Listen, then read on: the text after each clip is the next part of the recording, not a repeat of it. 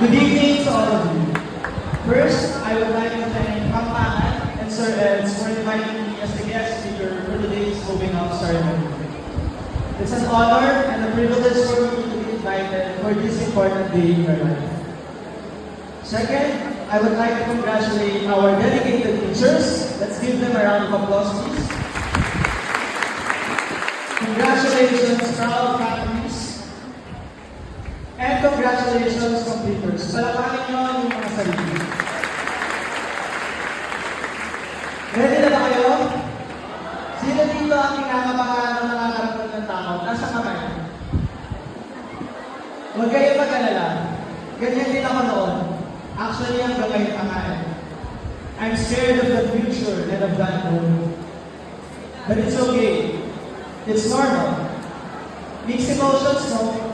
Masaya, excited, kinamakahan, natatakot, at kung ano pa. I just want you to know na valid na ang nararamdaman mo. My speech is about being the living survivor. Lakas mga star-stuck mo. Hindi nyo na yata nabutan nyo. But it stands for being big, believe in yourself, and surviving life. Aside from sharing my story, share ko rin yung life lessons na natutunan ko throughout my journey. I'll start my story kung bata pa ako. I still remember kung lumipat kami ng bahay kasi pinapalaya sa akin. That is the first major change in my life. Smaller house, new environment, new people, new school, new teachers, and new classmates. Everything is new. I still remember how I cried in the first day of school. That's when I learned the first lesson. That the only permanent thing in this world is changed. May mga bagay na tao talaga na nagbabago at nawawala. But still, you need to survive in life. After today, you will realize the same thing. Senior high school is different from junior high school. Lalo na sa college at real world. You will realize how your world is changing. But don't worry, you will survive. High school. This is the time I realized I'm smart and competitive. First year, nagulat ako kasi top 7 ako kasi wala naman sa goal ko maging top 10. Then second year, naging competitive ako kasi pinupuli ako ng mga teachers ko na nandito raw ako and kaya ko raw umangat sa ranking. Ending, I'm on top 3 on second year. Third year, this is the time I dreamed big. I said to myself, I want to be the top 1 this year. And with hard work, I achieved it. Fourth year, I dreamed big again. I want to be the class valedictorian. But now, I have a bigger reason. I need the full scholarship. Kinausap ako ng mga ko na after graduation, I need to stop. To give way to my kuya. Mag-first year college kasi ako noon and graduated na yung kuya ko. My parents can't afford na pag-aralin kami ng sakali.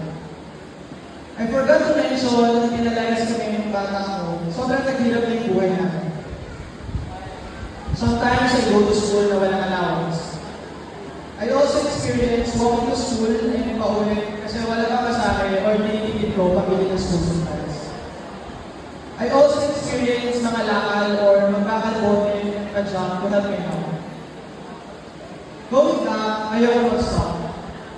Education na kasi yung way na nakikita ko para makaakam kami sa hirap. Kaya ng fourth year, ginawa ko lahat ng best ko. Sleepless nights. Aral dito, aral doon. I always make sure na ako ang top 1 every day.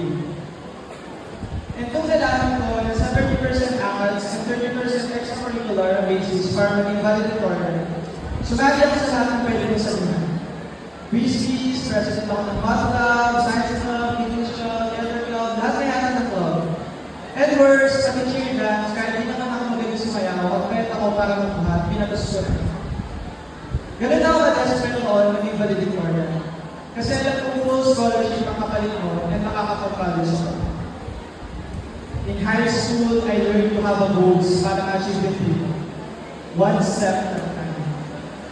From top 7 to top 3 to top 1, and luckily, with hard work, dedication, and perseverance, I graduated as the class valedictorian in high school. Kayo, ano next goal?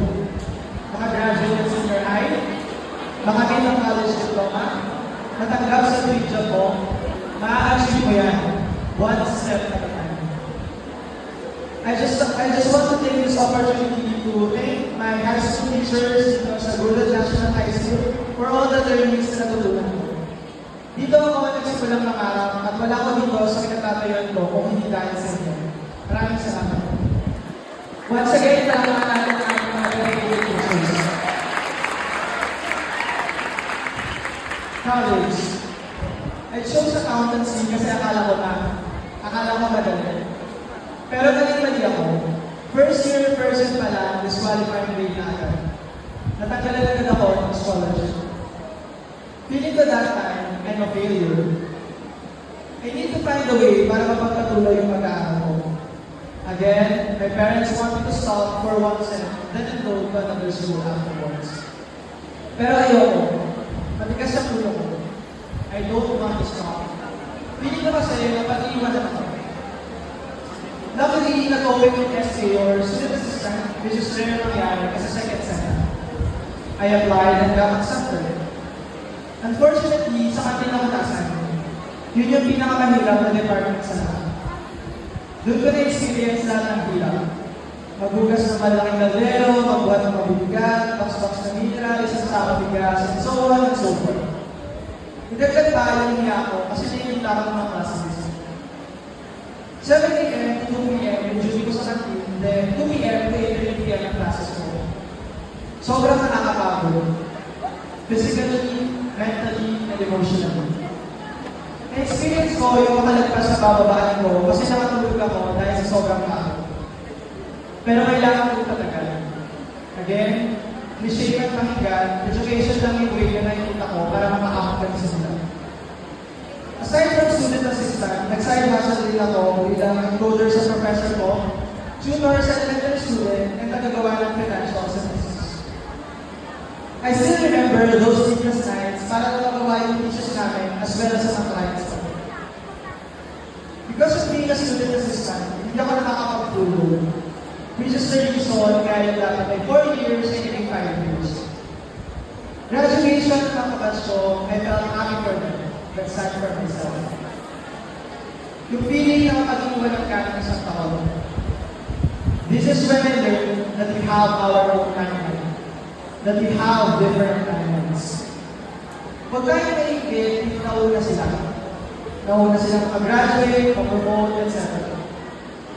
Kaya kayo, huwag isang susuwan ng mga pangarap mo. Lagi yung tatandaan na poverty is not a hindrance to success. Kung kailangan yung mag-working student, gawin mo. Alam mo mahirap, pero kung nakaya mo, I'm sure kaya mo. Mas matagal kaysa iba, okay lang yan, may kanya-kanya tayo ng timeline. Fast forward, with hard work, dedication, and perseverance, nakagraduate ako. 2 weeks before graduation pala, nag-aaral ako ng work. I promised myself that time na hindi na ako hihingi ng pera sa parents ko. Nakaipon na rin ako ng mga gamit ko for the requirements, pamasahe, rent, etc. for my first job. One of the companies na nag-apply ako is isang company ko ngayon, a multinational company. After a few days, HR informed me na natanggap ako. That's one of the happiest moments in my life. I just felt na this will be the beginning of my success, of my career. April 18, 2016, first day ko sa company as an accountant. Going back, it's a big adjustment for me. First job. I don't have any idea sa mga system na ginagawa nila. But I tried my best to understand the process and perform it until na-ready na ako. Another milestone for me. Fast forward, after 1 or 2 years of being an accountant, I applied for a promotion. But I failed. Not just once, not just twice, but more than 5 times. Imagine being rejected so many times. It hurts. It really hurts me way back then.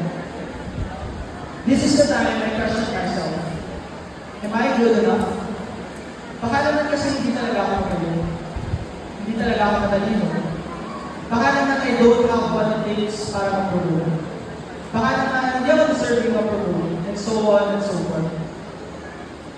After a few months, another position was posted. Then I applied. Luckily, after several tries, I got accepted. At last. Sabi nga nila, when you fall 5 times, you get 6 times. In this journey of a lot of rejections, I realized that we should not be too hard on ourselves. Always remember, you are worthy. You are enough. You are smart. And we are all a work in progress. Just believe in yourself. Kaya kayo, huwag kayong matatakot magkamali or ma-reject. You just fail, but you are not a failure. I have 3 advice for you. First, dream big. Sabi nga nila, libre lang mga, kaya lang kaya natin. Have your goals. Makabili ng bahay, ng kotse, mag-promote, makapag-travel around the world. Dream as big and high as you can. Before, this is a dream for me until I believe in myself. At a very young age, at 25, meron na akong bahay at kotse. Bahay yung first na natutunan ko because if you still remember, napalayas na kayo ng bata. I'm sharing this with you not to brag, but for you to be inspired. I've had that because of hard work, dedication, and perseverance. Aside from work, may mga side hustles na before. Photographer, blogger, content seller, TikTok affiliate, at maraming pang iba. So kung kaya ko, I'm sure kaya nila.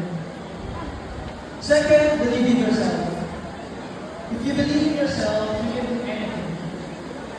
It's not up to the other people, but it's up to you. Naniwala kayo sa sarili niyo na kaya mo. Kasi kung di kayo naniniwala sa sarili mo, paano kayo papaniwalaan ng ibang tao? Sabi nga ng ating tema, Kapataang Pilipino para sa matatag na kinabukasan ng bagong Pilipinas. Kaya chase your dreams and conquer the world. Third, surviving life. Junior high school is hard, tama ba? Lalo na siguro ang senior high school. I assure you, mas mahirap ang college based on experience. Lalo na ang adulting. Paying bills, bahay, kotse, credit card, wifi, at maraming mga iba.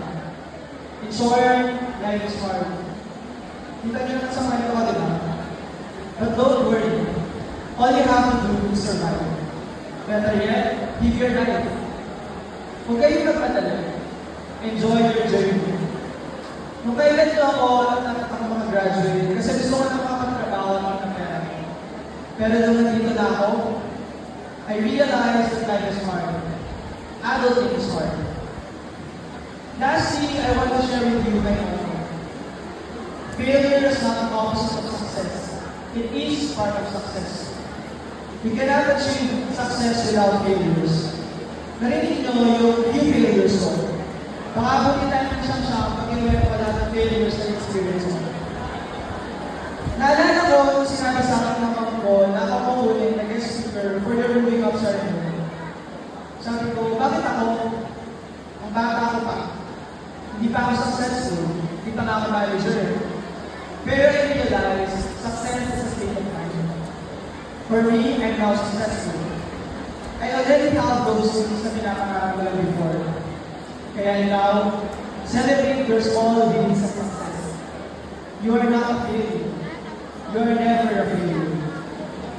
At sa mga magulang, sana po, supportan ninyo ang inyong mga anak sa mga pangarap nila, magkaya po suporta sa akin ng mga magulang ko. I just want to take this opportunity to thank my parents, me, Kai. Maraming salamat po sa lahat, lalo sa suporta. Wala po ko dito sa kinatatayo ko kung hindi Kai sa inyo. Once again, talapakan natin ang ating supporting and proud parents and families. Mamaya, kasalanatan na sila dahil kung hindi dahil sa kanila, hindi kayo makakapagdatos ng junior high school. One last thing. Sana tayo na nag-strive, course, o profession na pinili nyo, always choose to be kind. Lagi nyo pinili maging mabuting tao. Again, I'm Donaldson Rivera. This is my story. Dream, believe, survive. Dream big, believe in yourself, and survive life. Thank you.